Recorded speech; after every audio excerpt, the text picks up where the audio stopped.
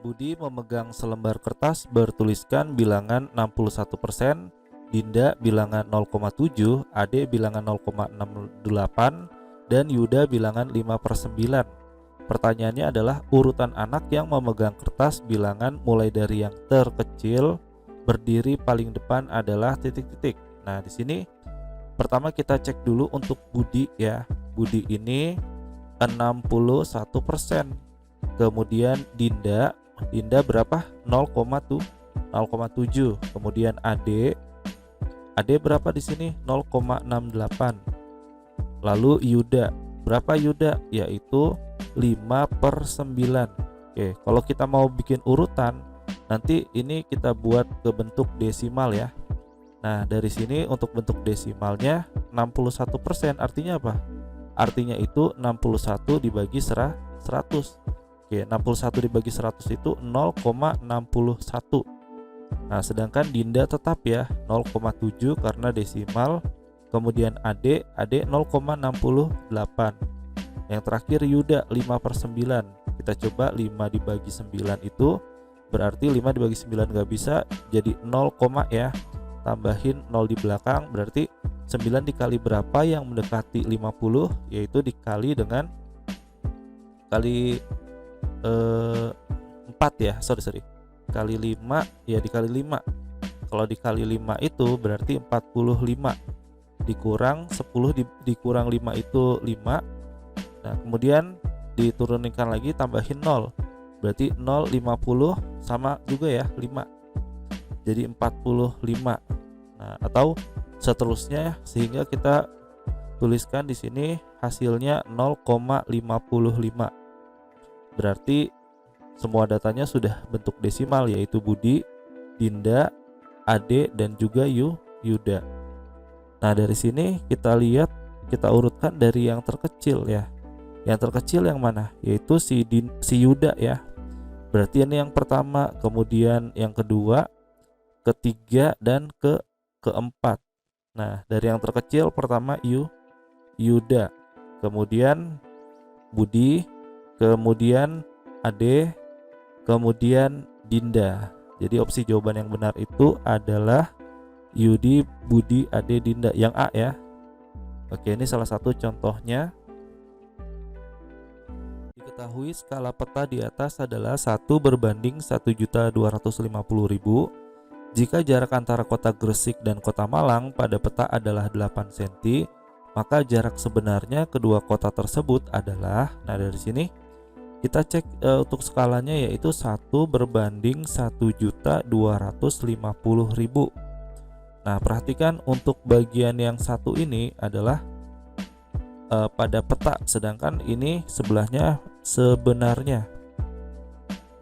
Nah, jadi perbandingan skalanya 1 berarti 1 cm, ini sebenarnya 1.250.000 cm juga ya. Nah, untuk skala bentuknya seperti ini. Kemudian yang diketahui datanya adalah jarak antara kota Gresik dan kota Malang pada peta, berarti ditaruhnya pada peta itu di bawah sini, karena di atasnya peta, di bawahnya 8 ditulis di sini ya. Pertanyaannya jarak sebenarnya, misalnya jarak sebenarnya ini kita kasih simbol A. Nah, kemudian langkah selanjutnya kita tulis atas bawah, 1/8 sama dengan ini 1.250.000 dibagi dengan A. Nah, kemudian kita kali silang, 1 dikali A berarti A sama dengan 8 dikali 1.250.000. Nah, yang kita kalikan itu adalah yang 125 nya aja ya. 125 dikali 8, maka 8 kali 5 40, 8 dikali 2 16 nih, jadi 20. Nolnya di sini, 2-nya di sini. 8 kali 1 8 tambah 2 10, berarti 1000. Nah, sisanya nolnya ditulis lagi sebanyak 1 2 3 4, 1 2 3 4, 1 2 3 titik, 1 2 3 titik. Nah, di sini untuk satuannya tadi kan masih sentimeter, di sini juga sentimeter. Nah, dari opsi jawabannya mintanya ke kilometer. Nah, kita coba cek dulu di sini tangganya. Kilometer, hektometer, dekameter, kemudian meter, kemudian desimeter, terakhir sentimeter, di bawahnya ada lagi ya milimeter. Nah tapi kalau untuk sentimeter berarti naik sampai ke kilometer berapa kali? 1, 2, 3, 4, 5. Kita coret nolnya 5. 1, 2, 3, 4, 5. Oke, berarti jawabannya sama dengan 100 km. Oke, berarti jawabannya adalah yang C ya. Nah, seperti itu ya. Jika jumlah seluruh panen adalah 500 kuintal, berapa kuintal panen jagung? Oke, perhatikan di sini yang diketahui kacang, yaitu 20% ya. Nah, sekarang kalau untuk lingkaran, bentuk lingkaran itu kalau total lingkaran penuh berapa persen? 100%. Nah, sedangkan kalau dilihat dari sini padi hanya setengahnya ya, setengahnya. Berarti setengahnya dari 100, 50% ya. Oke. Kemudian untuk bagian jagung, perhatikan di sini. Nah, jagung kalau dilihat ini setengahnya lagi ya, setengahnya lagi dari 50%, berarti 50% dibagi 2 lagi nih. Jadi 25% di sini. Oke, pertanyaannya apa? Yaitu jika jumlah seluruh panen adalah 500 kuintal, pertanyaannya kuintalnya panen jagung. Nah, jagung itu berapa persen? 25% ya. Nah, berarti 25% dikali dengan 500 kuintal atau 25/100 ya dikali 500. Nolnya 2 dicoret, 25 dikali 5.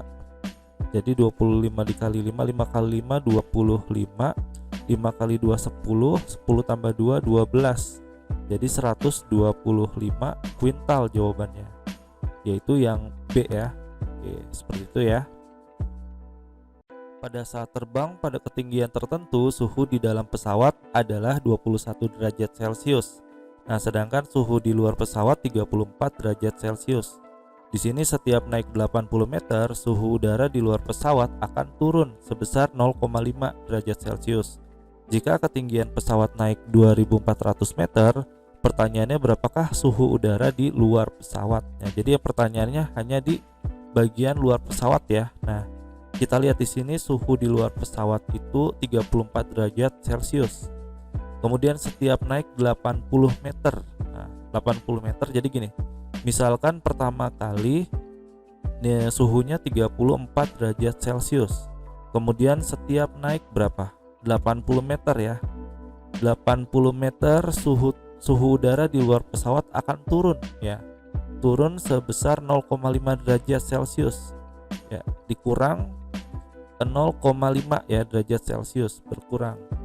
Kemudian jika ketinggian pesawat naik sampai 2400 meter, berarti misalkan sudah sampai di sini sebesar sepanjang 2400 meter. Nah, kita coba cek dulu nih. Dari 2400 ini ada berapa kali ininya perubahannya. Nah, kita cek 2400 dibagi 80 ya. 2400 dibagi 80, nolnya dicoret ya. Habis itu ditulis gini aja atas bawah ya. 240 dibagi 8, maka kita bagi 2 bisa 120. Di bawahnya dibagi 2 itu 4. 12 dibagi 4 berapa? 3 ya. Jadi 3 ada nolnya jadi 30. Nah, 30 kali di sini ya. Nah, 30 kali ternyata. Nah, sekarang tinggal yang perubahan turunnya itu minus 0,5 dikali 30. Kita coba kali ya. 30 dikali 0,5. Nah, berarti kan 30 dikali 0,5 itu setengah, 1/2 ya. Jadi 30 dibagi 2 adalah 15. 15 kali 1 kan 15 ya. Nah, berarti di sini tandanya perhatikan minus. Jadi hasilnya itu sama dengan minus 15 derajat Celcius perubahannya. Minus 15 derajat Celcius. Nah, ketika dari 34 ya, 34 sampai di sini berarti 34 dikurang 15. Nah, berarti jadi 14 dikurang 5 9. Jadi 2 kurang 1 19 derajat Celcius di sini jawabannya. Nah, seperti itu ya jawabannya. Ada urutan barisan dari burung ya. di mana barisan pertama itu terdiri dari 1 ekor burung, kemudian barisan keduanya terdiri atas 3 ekor burung, kemudian barisan ketiga terdiri dari 5 ekor burung, kemudian barisan keempat terdiri dari 7 ekor burung. Di sini jika jumlah barisan dalam formasi tersebut ada 12. Nah, kita hitung nih 1 2 3 4 5 6 7 8 9 10 11 12 ada di sini ya. Ada di sini. Kemudian pertanyaannya, tentukan jumlah burung pada barisan terakhir. Berarti jumlah burung yang ada di sini. Barisan terakhir. Nah, kita hitungnya seperti apa? Di sini selisihnya kayaknya 2 ya.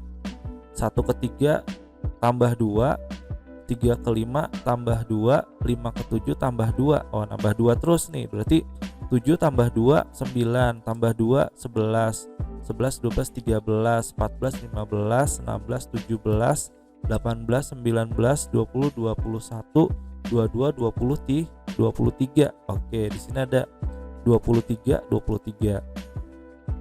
Pertanyaan selanjutnya, berapakah jumlah semua burung yang ada dalam kelompok tersebut? Berarti kita diminta untuk menjumlah semua ini ya. Oke.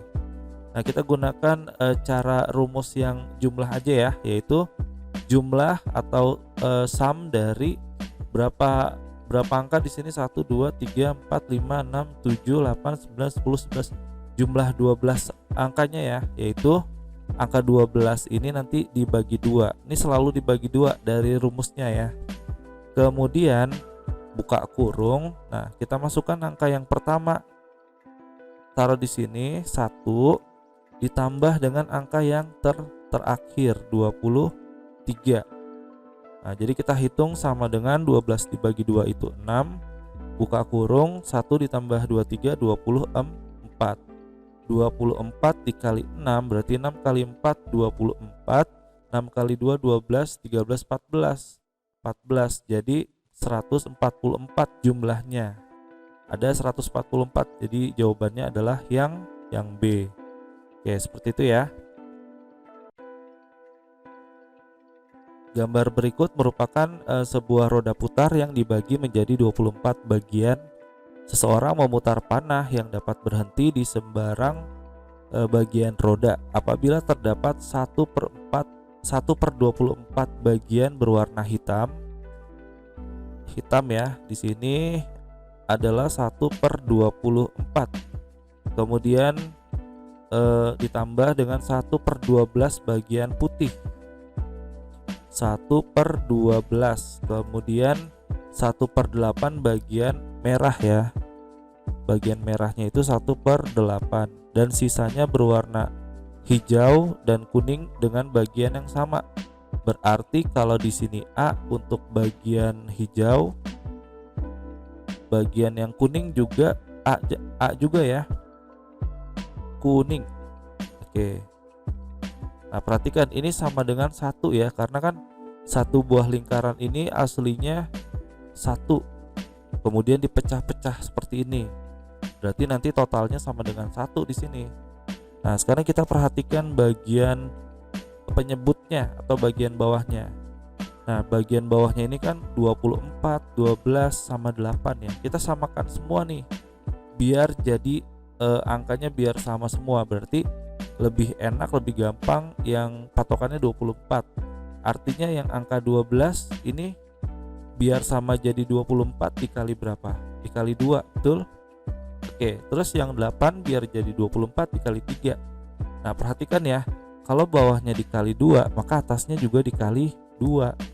Kalau bawahnya dikali 3, atasnya juga dikali 3. Nah, sekarang kita hitung di sini. 1/24 sama dengan 1 kali 2, sorry. Ini ditambah 1 dikali 2, 2/24 ditambah 1 dikali 3, 3/24 ditambah, ini kan sama nilainya ya. A ditambah A berarti 2A.